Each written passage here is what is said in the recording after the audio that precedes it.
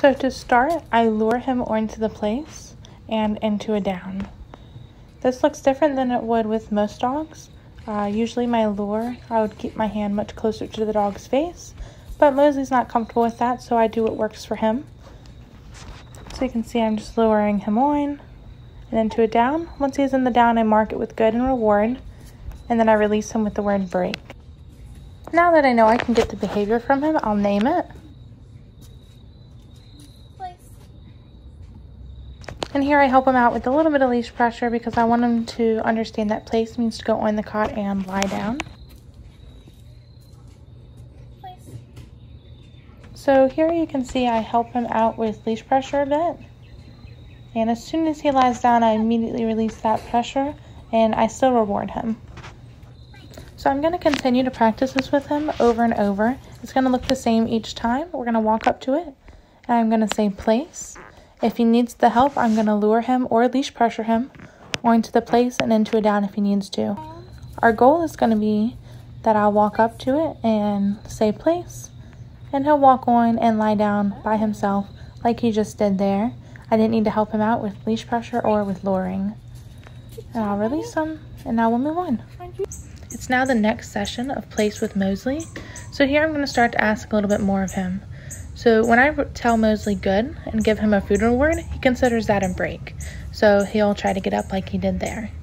I want to teach him that good means to keep doing what you're doing. It doesn't mean that the command is over. So the key to this is going to be very consistent. So every time he goes to break that down, I'm going to apply leash pressure. That leash pressure is going to guide him back into the position I want him to be in. When he's in and down, I'm going to say good and periodically reward him. But it's important that every time he goes to get up, I apply that leash pressure. This is just a very gentle pressure down to remind him that that's the position I want him to be in.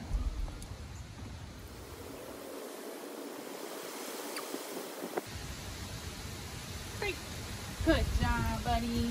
So now we're going to practice that again. I've told him place and he's thinking about it, so I help him out with a little bit of leash pressure.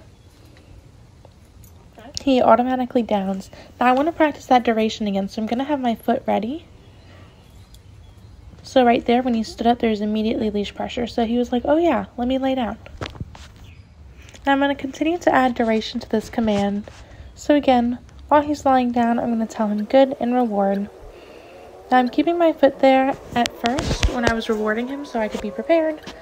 But at this point, I'm ready to start backing away a little bit, moving around a little bit more.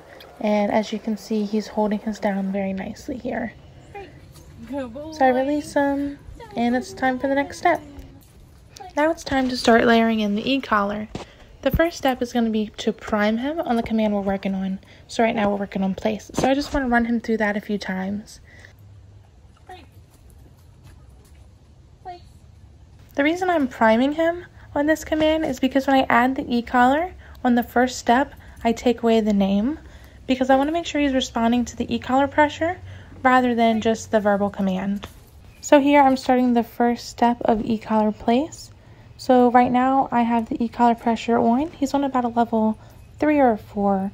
I'm going to hold that pressure continuously until he gets on the place and lays down.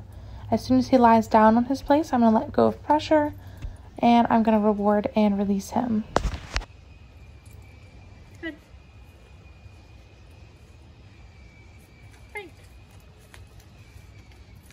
So here e-collar pressure is on. I help him out a little bit with leash pressure.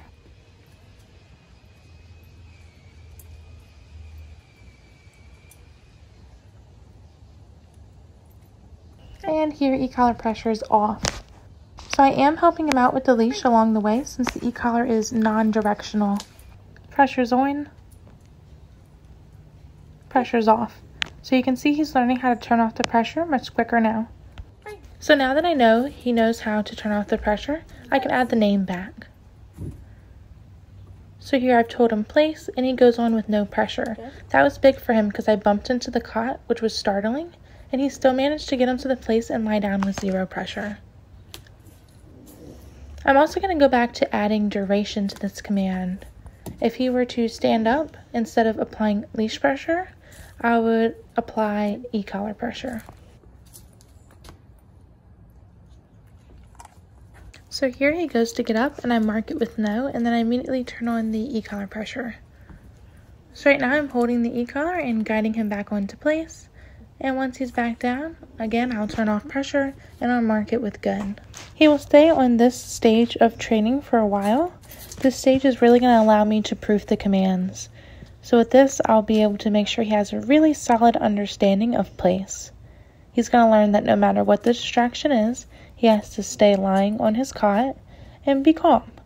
This is going to allow us to use place for desensitization purposes later around things that might make him uncomfortable, like strangers coming over to the house. We'll be able to put him on place and he'll just hang out there.